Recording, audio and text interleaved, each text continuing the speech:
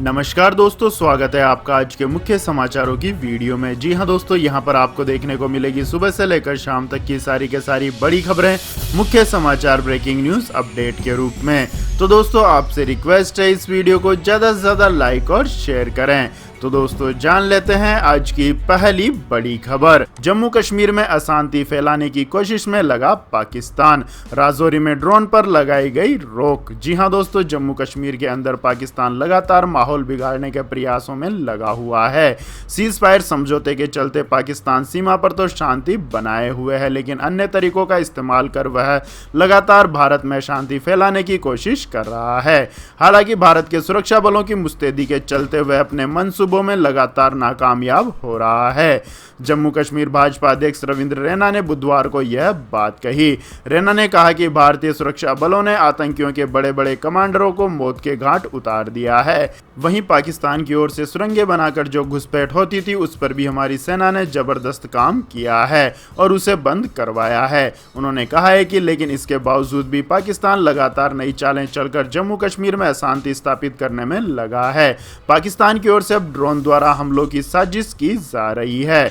पाकिस्तान की हरकतों को देखते हुए और जम्मू कश्मीर में भारतीय वायुसेना स्टेशनों पर हाल में हुए ड्रोन हमले के बाद कड़ी सुरक्षा व्यवस्था के बीच सीमावर्ती जिले राजौरी में बुधवार को ड्रोन मशीनों के भंडारण, बिक्री, परिवहन और इस्तेमाल पर रोक लगा दी गई है। राजौरी के जिलाधिकारी राजेश कुमार सवन की ओर से जारी आदेश के अनुसार जिसके पास ड्रोन या ऐसी वस्तु है, उन्हें स्थानीय पुलिस थाने में जमा कराना होगा। आदेश में कहा गया है कि मैपिंग, सर्वेक्षण और निगरानी के लिए सरकारी एजेंसियों को ड्रोन के उपयोग की अनुमति है, किंतु उन्हें इसके लिए स्थानीय पुलिस थाने तथा कार्यकारी मजिस्ट्रेट को सूचित करना होगा।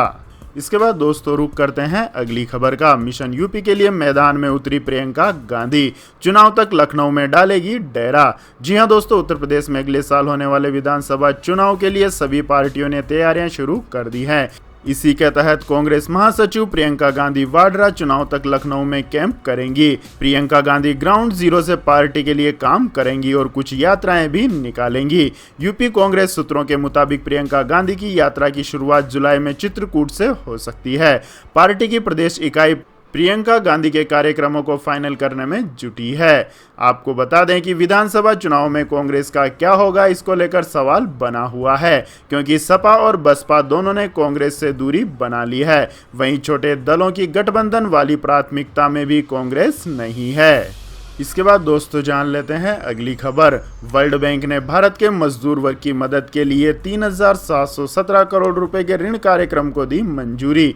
जी हां दोस्तों, विश्व बैंक ने बुधवार को बताया है कि उसने मौजूदा महामारी संकट से उभरने के भारत के अनौपचारिक मजदूर वर्ग का समर्थन करने के लिए $500 मिलियन अमेरिकी डॉलर के ऋण कार्यक्रम को मंजूरी दी है। विश्व बैंक ने एक बयान में कहा है कि यह ऋण राज्यों को मौजूदा महामारी व भविष्य के जलवायु और आपदा के संकटों से निपटने में मदद प्रदान करेगा। $500 मिलियन अमेरिकी डॉलर में से 102.50 मिलियन अमेरिकी डॉलर विश्व बैंक की रियायती ऋण देने वाली शाखा इंटरनेशनल डेवलपमेंट एसोसिएशन द्वारा दिए जाएंगे और 387.50 मिलियन अमेरिकी डॉलर पुनर्निर्माण और विकास के लिए अंतर्राष्ट्रीय बैंक द्वारा लोन के रूप में दिए जाएंगे। ऋण की मैच्योरिटी अवधि 18.5 वर्ष है, जिसमें 5 वर्ष की छूट अवधि भी शामिल है। विश्व बैंक ने बताया है कि महामारी की शुरुआत के बाद से गरीब और कमजोर परिवारों की मदद के लिए भारत के सामाजिक सुरक्षा कार्यक्रमों को मजबूत करने की दिशा में उसके द्वारा दी जा रही कुल धनराशि 165 बिलियन अमेरिकी डॉलर है। इसके बाद दोस्तों, जान लेते हैं अगली खबर। विदेश जाने वालों को अभी करना होगा और इंतजार, इंटरनेशनल फ्लाइट्स पर 31 जुलाई तक प्रतिबंध बढ़ा। जी हां दोस्तों, डीजीसीए ने इंटरनेशनल कॉमर्शियल फ्लाइट्स को फिलहाल शुरू नहीं करने का फैसला लिया है। इंटरनेशनल कॉमर्शियल फ्लाइट अभी 31 जुलाई 2021 तक और सस्पेंड रहेंगी। डीजीसीए ने ताज़ा आदेश में बताया है कि 26 जून को जारी किए गए निर्देश में संशोधन करते हुए नया सर्कुलर जारी किया गया है। इंटरनेशनल कॉमर्शियल फ्लाइट 31 जुलाई 2021 तक सस्पेंड रहेगी। डीजीसीए की तरफ से जारी सर्कुलर में कहा है कि यह प्रतिबंध अंतर्राष्ट्रीय ऑल कार्गो संचालन और विशेष रूप से डीजीसीए द्वारा अप्रूव्ड उड़ानों पर लागू नहीं होगा। हालांकि मामलों के आधार पर सेलेक्टेड रूट्स पर इंटरनेशनल शेड्यूल फ्लाइट्स की परमिशन दी जा सकती है। आपको बता दें दोस्तों, कोविड-19 के प्रसार को रोकने के लिए देशव्यापी लॉकडाउन के कारण 25 मार्च 2020 को यात्री हवाई सेवाओं को निलंबित कर दिया गया था। हालांकि 25 मई 2020 से डोमेस्टिक फ्लाइट सर्विस फिर से शुरू हो गई है।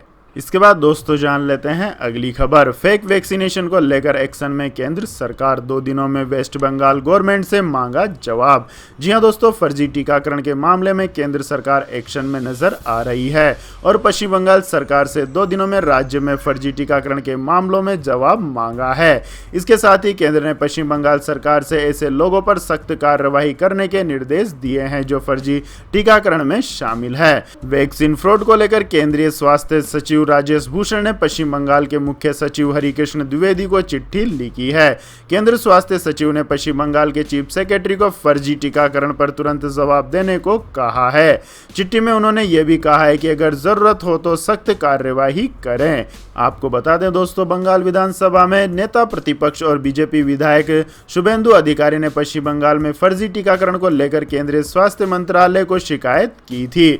शुभेंदु अधिकारी ने कोलकाता के कस्बा इलाके को लेकर शिकायत की थी, जिसमें कहा गया था कि फर्जी तरीके से वैक्सीनेशन कैंप लगाया जा रहा है और जिनको टीका दिया जा रहा है उन्हें कोविन प्लेटफॉर्म के जरिए कोई सर्टिफिकेट नहीं दिया जा रहा है। इसके बाद दोस्तों रुक करते हैं अगली खबर का। केल्विन विजन की फ्लाइंग कार ने स्लोवाकिया में पूरी की टेस्ट फ्लाइट, 2 मिनट में कार से बन जाती है हवाई जहाज। जी हां दोस्तों, फ्लाइंग कार विकसित करने के लिए बोइंग समेत दुनिया की कई कंपनियां काम कर रही है। इसी सिलसिले में स्लोवाकिया की मशहूर कंपनी क्लेन विजन की फ्लाइंग कार से हवाई अड्डों के बीच अपनी परीक्षण उड़ान भरी। ये एयर कार जमीन और हवा दोनों पर चलने में सक्षम है।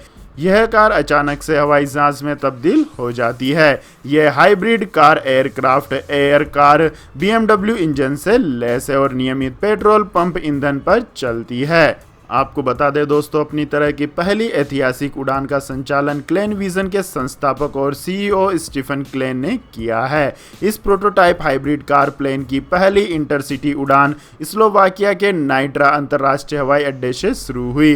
क्लेन ने रनवे से उड़ान भरी और ब्रातिस्लावा के लिए 35 मिनट की अपनी पहली उड़ान पूरी की। शहर के हवाई अड्डे पर लैंडिंग के बाद उन्होंने अपनी एयर कार को शहर के भीतर करीब 3 मिनट तक सामान्य कार की तरह भी ड्राइव किया। इसके बाद दोस्तों जान लेते हैं अगली खबर। सरकार दे रही है अपना बिजनेस शुरू करने का शानदार मौका। NAFED की देश भर में 200 ग्रोसरी स्टोर खोलने की योजना। जी हां दोस्तों, कोरोना काल में नौकरी गंवा चुके लोगों के लिए बिजनेस का शानदार मौका है। सहकारी कृषि संस्थान नाफेड ने देश भर में चालू वित्तीय वर्ष के अंत तक फ्रेंचाइजी मॉडल के तहत लगभग 200 किराना स्टोर खोलने की योजना बनाई है। नाफेड ने गुरुग्राम में अपना पहला किराना स्टोर नाफेड बाजार की शुरुआत भी कर दी है। आपको बता दें दोस्तों, केंद्रीय सरकार की agency national agriculture cooperative marketing federation of India limited विभिन्न कृषि जिन्सों की खरीद, प्रसंस्करण, वितरण, निर्यात और आयात का काम करती है। फिलहाल नाफेड के पास 20 से अधिक किराना स्टोर का नेटवर्क है। गुरुग्राम में स्टोर के उद्घाटन समारोह में नाफेड के अध्यक्ष विजेंद्र सिंह ने कहा कि नाफेड की योजना इस वित्तीय वर्ष के अंत तक देश के विभिन्न हिस्सों में नाफेड बाजार नाम से फ्रेंचाइजी मॉडल के तहत करीब 200 और स्टोर खोलने की योजना है। इसके बाद दोस्तों जान लेते हैं अगली खबर। सेबी का बड़ा फैसला, इनसाइडर ट्रेडिंग की सूचना देने वाले को मिलेगा 10 करोड़ का इनाम। जी हां दोस्तों, कैपिटल मार्केट रेगुलेटर्स सेबी ने इनसाइडर ट्रेडिंग पर लगाम लगाने के लिए बड़ा कदम उठाया है। इसके तहत सेबी बोर्ड ने इनसाइडर ट्रेडिंग रेगुलेशन के कई नियम बदले हैं। अब इनसाइडर ट्रेडिंग के बारे में जानकारी देने वाले को 10 करोड़ रुपए तक का इनाम मिलेगा। सेबी ने बोर्ड मीटिंग में यह फैसला लेते हुए कहा है कि रिवार्ड को बढ़ाने और इसके भुगतान की प्रक्रिया को आसान बनाने के लिए बोर्ड ने रेजुलेशन में संशोधन की स्वीकृति दी है। इससे अब सेबी को इनसाइडर ट्रेडिंग के बारे में सूचना देने वाले को 10 करोड़ रुपए तक की इनाम दिया जाएगा। इसके बाद दोस्तों जान लेते हैं आज के मौसम अपडेट्स। लेकिन दोस्तों, मौसम अपडेट्स जानने से पहले आप लोगों से गुजारिश है कि इस वीडियो में दिखाई गई खबरें अगर आपको पसंद आई हो तो इस वीडियो को लाइक करें, शेयर करें और हमारे चैनल को सब्सक्राइब करें। तो दोस्तों जान लेते हैं आज के मौसम अपडेट्स। दिल्ली में भीषण गर्मी, वहीं बिहार में भारी बारिश की चेतावनी। जाने आपके राज्य में कैसा रहेगा मौसम। जी हां दोस्तों, मानसून इस समय बिहार और पूर्वी उत्तर प्रदेश में मेहरबान है और बारिश का मौसम बना हुआ है, मगर दिल्ली और उत्तर भारत के हिस्सों को अब भी मानसून का इंतजार है। बिहार में 1 जुलाई तक बारिश का अनुमान है, वहीं दिल्ली के लोगों को मानसून के मौसम में लू के थपेड़ों का सामना करना पड़ रहा है। पिछले कई दिनों से दिल्ली में गर्मी बढ़ती जा रही है, लेकिन अभी भी दिल्ली वासियों को गर्मी से राहत मिलती दिखाई नहीं दे रही है। मौसम विभाग के मुताबिक आज राष्ट्रीय राजधानी में लोगों को अधिक गर्मी झेलनी पड़ सकती है। भारत मौसम विज्ञान विभाग की ताज़ा जानकारी के मुताबिक राजस्थान, दिल्ली, हरियाणा और पंजाब के शेष हिस्सों में दक्षिण पश्चिमी मानसून के आगे बढ़ने की संभावना 7 जुलाई तक नहीं है। वहीं आईएमए की ओर से आज पूर्वी उत्तर प्रदेश, बिहार, बंगाल, उड़ीसा, अरुणाचल प्रदेश, नागालैंड, तेलंगाना समेत कई राज्यों में बारिश की चेतावनी जारी की गई है। इसके बाद दोस्तों जान लेते हैं आज के सोने और चांदी का भाव। तो दोस्तों आज सोने और चांदी दोनों के दामों में गिरावट दर्ज की गई। एचडीएफसी सिक्योरिटीज के अनुसार वैश्विक स्तर पर धातु की कीमतों में गिरावट के अनुरूप 30 जून को सोने की कीमत 264 रुपये गिरकर 45,783 रुपये प्रति 10 ग्राम हो गई है। पिछले कारोबार में सोना 46,047 रुपये प्रति 10 ग्राम पर बंद हुआ था। चांदी भी आज 60 रुपये की गिरावट के साथ 67,472 रुपये प्रति किलोग्राम आ गई है, जो पिछले कारोबार में 67,532 रुपये प्रति किलोग्राम पर थी। वहीं अंतर्राष्ट्रीय बाजार में सोना $1755 प्रति औंस पर नरम चल रहा था, जबकि चांदी $25.80 प्रति औंस पर लगभग अपरिवर्तित रही। इसके बाद दोस्तों जान लेते हैं अगली खबर। पेटीएम पर एलपीजी सिलेंडर डिलीवरी को कर सकेंगे ट्रैक। एलपीजी बुकिंग पर मिलेगा 900 रुपये का कैशबैक। जी हां दोस्तों, digital payment company Paytm LPG cylinder book कराने वालों के लिए एक और ज़बरदस्त ऑफर लेकर आई है। यूजर्स अब आईवीआर, मिस्ड कॉल या व्हाट्सएप के जरिए बुक किए गए एलपीजी सिलेंडर का पेमेंट पेटीएम से कर सकेंगे।